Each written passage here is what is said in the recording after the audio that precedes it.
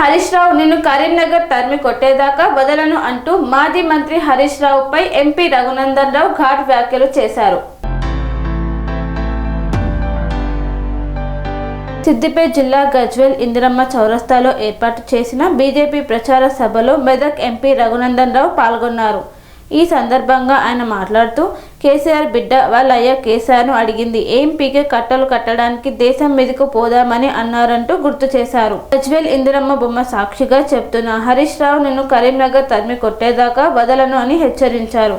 హరీష్ రావుకు ఏం సంబంధం? సిద్దిపేట గజ్వేల్కు అని రాష్ట్రంలో 610 జీవో అమలు జరగాలని హరీష్ రావు కరీంనగర్కి పోవాలని పేర్కొన్నారు. మీ లెక్క పాలిటెక్నిక్ చదువుకున్నోడిని కాదు, ప్రభాకర్ రెడ్డి లాగా బస్ డ్రైవర్ను కాదని విజ్ఞత కలిగిన వాడినన్నారు. జర విలువ కాపాడుకోండి, హరీష్ రావు లేకపోతే సిద్దిపేట బస్టాండ్ దగ్గరకు వస్తా అని హెచ్చరించారు. ఇక గజ్వేల్ ప్రజలు నమ్మి ఓట్లు వేస్తే ఒక్కసారైనా మీ బాధలు చూడడానికి కేసీఆర్ వచ్చాడా అంటూ ప్రజలను అడిగారు రఘునందన్ రావు. అక్క చెల్లెలు తల నిండా పూలు పెట్టుకొని పోలింగ్ కేంద్రానికి వెళ్లి పువ్వు గుర్తుకు ఓటేసి బీజేపీ అభ్యర్థులను గెలిపించాలని ఓటర్లను ఎంపీ కోరారు.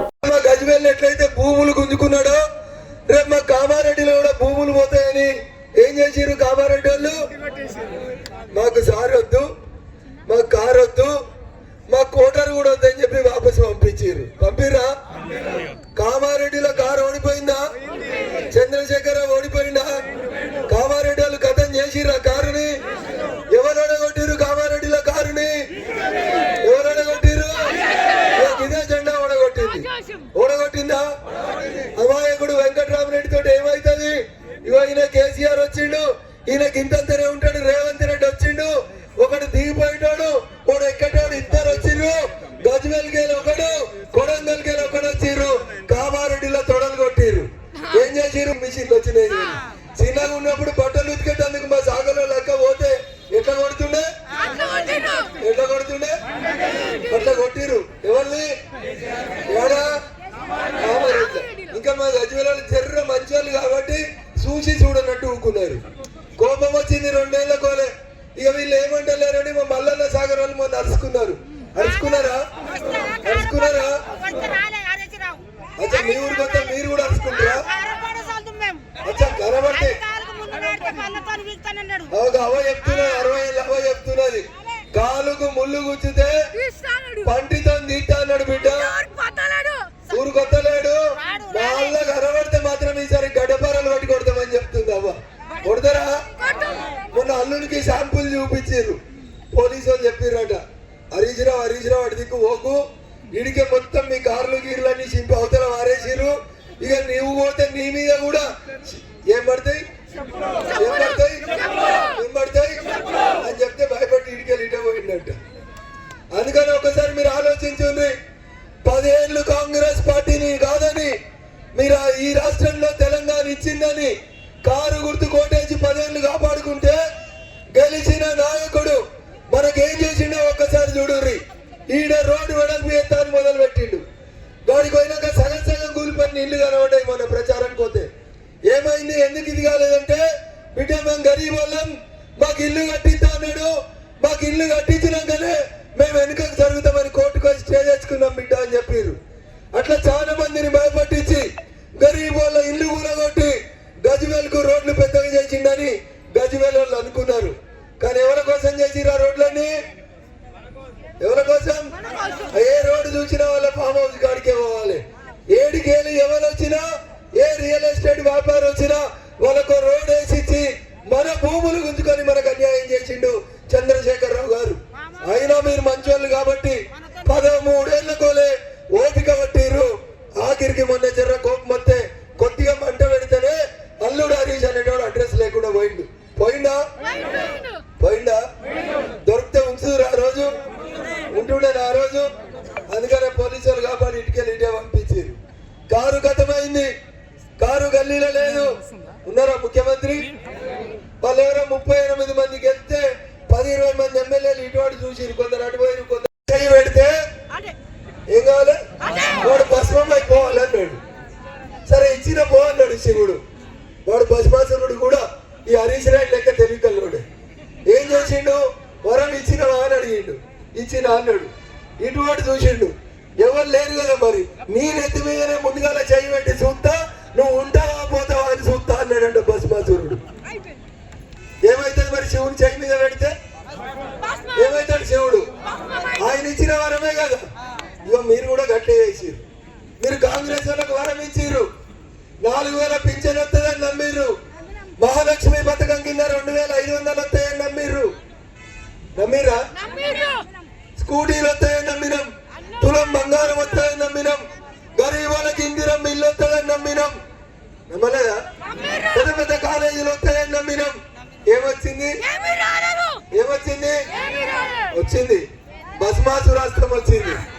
మీరు మరిసిపోయిర్రు అనుకో, పొద్దుకి 4000 గిట్ట వచ్చినాయని గిట్ట మరిసిపోయిర్రు అనుకో, ఆ చెయ్యి మీ నెత్తి మీద ఏమవుతుంది? భస్మాసురాస్త్రం అవుతుంది. ఇప్పటికే చెరువులు అమ్ముతున్నారు, కుంటలు అమ్ముతున్నారు, మట్టి అమ్ముతున్నారు, కంకర అమ్ముతున్నారు, కనవటదలు అమ్ముతున్నారు. రేపు గిట్ట పొరపాటున మీరు మరిసిపోయి ఆదమరిచి చెయ్యికెత్తే ఆ చెయ్యి మన నెత్తి మీద భస్మాసురాస్త్రం అవుతుంది. కాబట్టి దయించి ఒక్కసారి ఆలోచించుంది.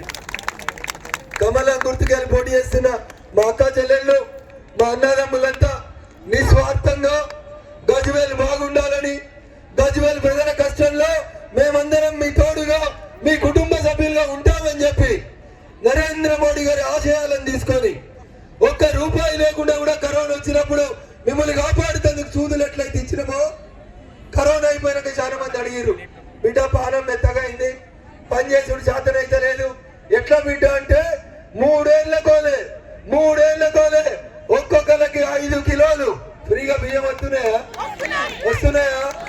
ఆఖరికి 2 ఎల్లిపాయ ఇంత మిరం వేసుకొని తినొచ్చని, పువ్వు తినొచ్చు అని చెప్పి మనిషికి 5 కిలోల బియ్యం కరోనా పోయినాక కూడా 3 ఏళ్ల కోలు ఇస్తున్నాం. మా గజ్వేల్ కౌన్సిలర్ లేడు, గజ్వేల్ మేయర్ లేడు, సిద్దిపేట మేయర్ సిద్దిపేట కౌన్సిలర్లు మా వాళ్ళు లేరు. అయినా గజ్వేల్ కూడా కోపంగా షాపులలో బియ్యం వచ్చినాయా రాలేదా? ఇస్తున్నామా ఇస్తలేమా? మేము ఓట్ల కోసం ఇస్తలేము అక్క. మీరు మంచిగా ఉండాలని, మా అక్క చెల్లెళ్ళు సల్లంగా ఉండాలని, ఈ దేశం బాగుండాలని, ఈ దేశం ప్రపంచంలో నెంబర్ 1 గా ఎదగాలని 25 కోట్ల మంది పేద ప్రజల్ని పేదరికంలోకి వెళ్ళి బయటకు తీసిన నాయకుడు ఎవరంటే నరేంద్ర మోడీ గారు. కమలం గుర్తు. అందుకని ఒక్కసారి నా గొంతు లేకుండా మిమ్మల్ని అందరూ చూస్తే మీరే నా బలం కాబట్టి ఇంకా మాట్లాడాలని అనిపిస్తుంది. కానీ పక్కకెళ్ళి అందరు సైరా ఎత్తురు, అన్న 5 అయింది, అన్న 5 అయిందని. సో మీ అందరి ప్రేమ అభిమానాలకి మరొకసారి శిరస్సు వంచి నమస్సుమాంజలు తెలియజేస్తూ, హరీష్ రావు గారు జర ఇను, మీ చెంచాలు ఎవరైనా ఉంటే రికార్డ్ చేసుకొని ఇను. గజ్వేల్ ని రేపు భవిష్యత్తులో అమృత్ సిటీ కావాలంటే గజ్వేల్ భారతీయ జనతా పార్టీ నరేంద్ర మోడీ గారి ప్రభుత్వమే చేస్తే తప్ప ఇంకొకటి చేయదు, గుర్తుపెట్టుకో.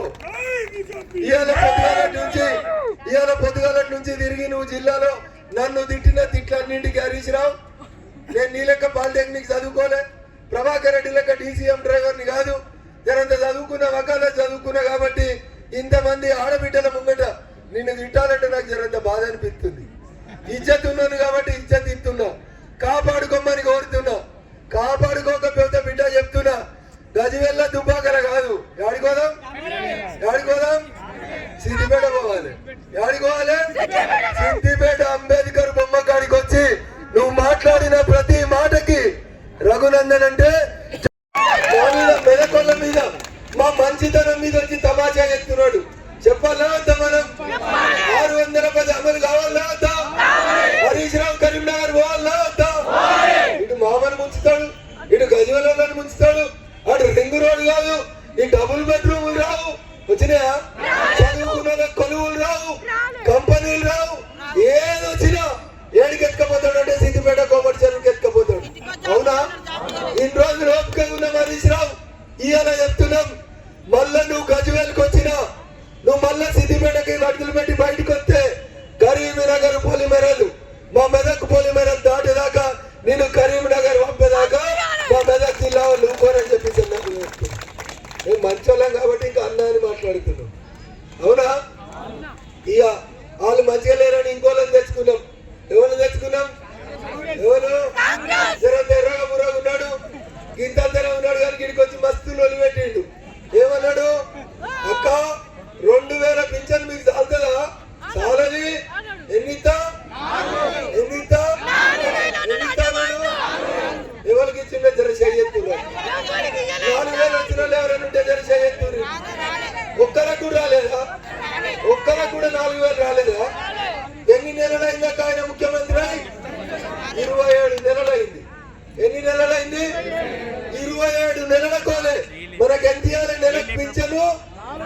ఎంత ఇవ్వాలి? ఎంత బాకీ ఉన్నాడు? మరి పొద్దుకి కాంగ్రెస్ వాళ్ళు వచ్చి 1000-2000 ఇచ్చిర్రు అనుకో, ఏం చేయాలి? అవి నాకు ఏం చేయాలో చెప్తా. ఇంకో మాట కూడా చెప్తా. ఏమన్నాడు రేవంత్ రెడ్డి? అక్కయ్యలందరినీ ఊరిస్తూ అబ్బా ఎంత మంచిగా ఉన్నారు మా చెల్లెళ్ళంతా, మహాలక్ష్మి లెక్క కనబడుతుర్రు, వీళ్ళకు మహాలక్ష్మి స్కీమ్ తెస్తా, ఒక్కొక్క ఆడబిడ్డకి 2500 రూపాయలు ఇస్తాడు అక్క అన్నాడా? ఎవరికి వస్తుందో చేతులు ఎత్తురు. అరే నీకు వస్తున్నా? అది మహాలక్ష్మి పథకాన్ని ఆడవాళ్ళకి ఇచ్చేది రా. ఎవరికన్నా 2500 వస్తున్నాయా? ఒక్కరికన్నా వస్తున్నాయా? ఆ తమ్ముడు వేరే దాసలు ఉన్నాడు పాపం, వేరే దాసలు ఇట్లా చేయొచ్చింది, ఏమనుకోకు. 2500 రాలే. ఇంకో మాట చెప్పిండు, చదువుకునే ఆడబిడ్డలకి కాలేజీ దూరం ఉంటే పెట్రోల్ డీజిల్ కు పైసలు అవసరం లేకుండా కరెంటు స్కూటీలు ఇస్తా అన్నాడు. ఎన్ని వచ్చినాయి గజ్వేల్లో? ఎన్ని స్కూటీలు వచ్చినాయి? ఆడబిడ్డలకు పెళ్లి అయితే కేసీఆర్ లక్ష ఇస్తున్నాడు, సాల్తలేవు, నేను దానికి తులం బంగారం కలుపుతా అన్నాడు. ఎన్ని వచ్చినాయి? ఎంతమందికి వచ్చినాయి? అక్క నేను చెప్తే తెల్లారదాకా చెప్పాను, పథకాలు చెప్పిండు కాంగ్రెస్ వాడు. 420 పథకాలు చెప్పిండు, ఏమి రాలే. అందుకని వాళ్ళని కొంచెం ఎట్లా వారేయాలి? ఏడవారేయాలి. సిద్దిపేట జిల్లాలో ఏమన్నా కాంగ్రెస్ ఉందా? దుబ్బాకన గెలవలే, సిద్దిపేటలో గెలవలే, గజ్వేల్లో గెలవలే. గెలిచిందా? ఏదో నేను ఇవాళ జర పోలీసు వాళ్ళని పెట్టుకొని ఈనాడ బెదిరిద్దామని చూస్తున్నారు. భయపడతారా గజ్వేల్ వాళ్ళు? భయపడతామా? కారు గట్లుందని చెయ్యిని తెచ్చుకుంటే 2.5 ఏళ్ల కొలే చెయ్యి మనెత్తి మీదనే చెయ్యి పెడుతుంది. చిన్నప్పుడు మా సారో కథ చెప్పిండు. వెనకటికి భస్మాసురుడు అని ఒకడు ఉండేనంట, శివభక్తుడు. బాగా గట్టిగా పూజలు చేసి ఒరో చెట్టు కింద కూర్చున్నాడు.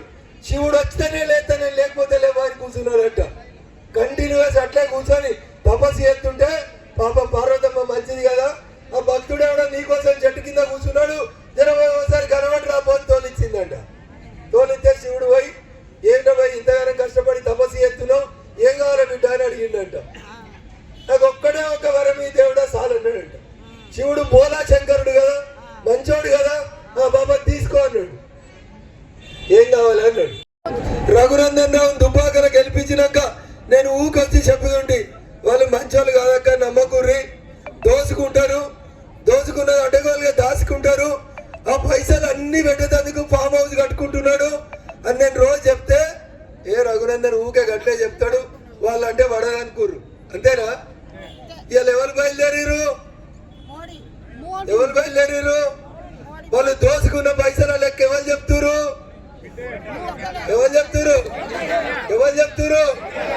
నేను చెప్తే వేరే పార్టీ కాబట్టి పగోని కాబట్టి మంచిగా చెప్పలేదు అనుకుందాం. ఆఖరికి సొంత బిడ్డ ఎవరు? కేసీఆర్ సొంత బిడ్డ పేరేంది? ఏం చెప్తుంది కవితమ్మ? ఏం చెప్తుంది?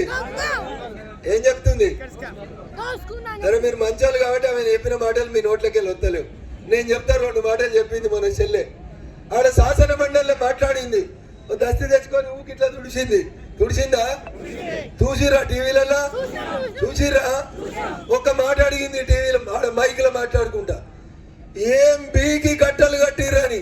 ఏమనుకోవద్దు మా అక్కలు, నేనన్న మాటలు కాదక్క ఇవి, ఇవి కేసీఆర్ బిడ్డ అడిగింది. ఎవరిని అడిగింది? వాళ్ళ అయ్యని అడిగింది. ఏమని అడిగింది?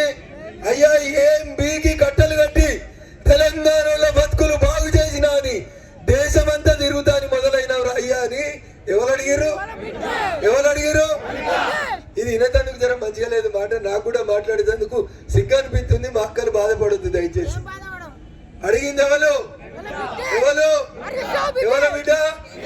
ఇక మరి రఘునందన్ 3 ఏళ్లకెళ్ళి వదిలిపెట్టింది కదే, అరే దోసుకుంటుండ్రా వారే అంటే ఇనకపోతుంది మా మాట. ఇవాళ ఇంట్లోకి వెళ్ళే చెప్తుర్రు. ఏమని? వాళ్ళ అన్నకి చెప్పింది, అరే ఇంట్లో కూర్చొని కంప్యూటర్లో పెట్టుడు కాదురా పోయి జర రోడ్డు మీదకి వచ్చి జనం కష్టం చూడమన్నది. ఎవరు చెప్పారు ఈ మాట? కవితమ్మ చెప్తా ఉంది. వాళ్ళ బావ గురించో మాట చెప్పింది. అవ్వని ఏం పేరు పెట్టింది వాళ్ళ బావకి? ఏం పేరు? చెప్పు.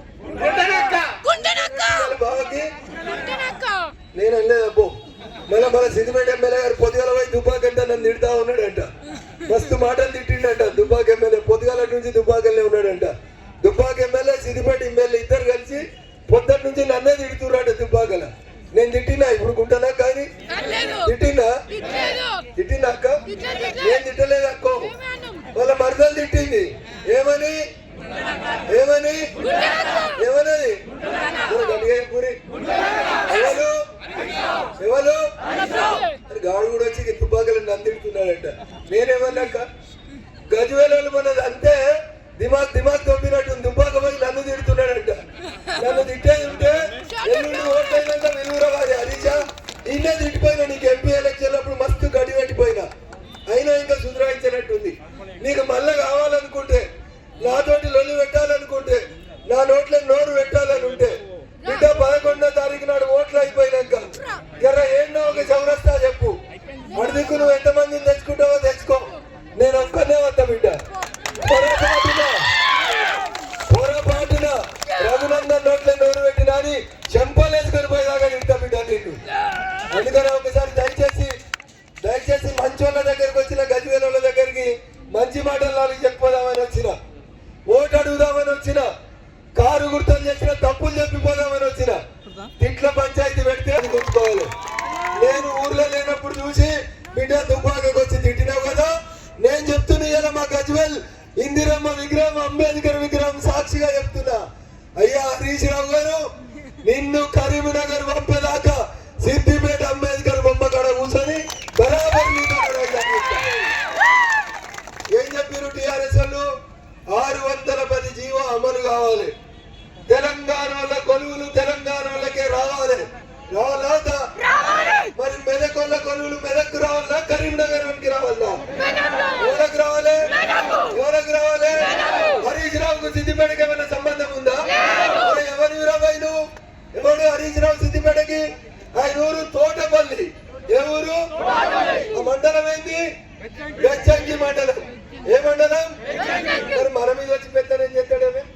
కరీంనగర్ లో పోయి చేసుకో. స్వామి బోధానంద గోసేవ ఆశ్రమం సైథాపూర్. జ్యోతిష్యం, వాస్తుశాస్త్రం మన పూర్వీకులు మనకిచ్చిన వరం.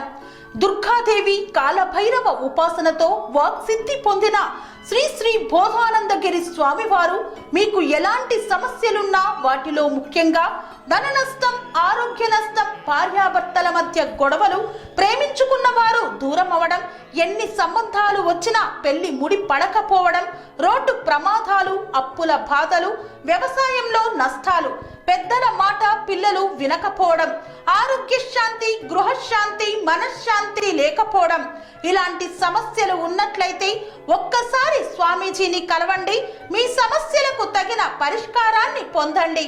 అంతేకాక అన్ని రకాల వ్యాధులకు గోపంచకవ్య మరియు మూలికా వైద్యం చేయబడును.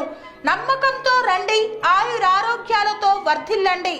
మా అడ్రస్ స్వామి బోధానంద గోసేవ ఆశ్రమం సైథాపూర్, వీరభద్రస్వామి గుడి దగ్గర, యాదగిరిగుట్ట. సంప్రదించవలసిన నెంబర్ 9849213754 మరియు 9618034138.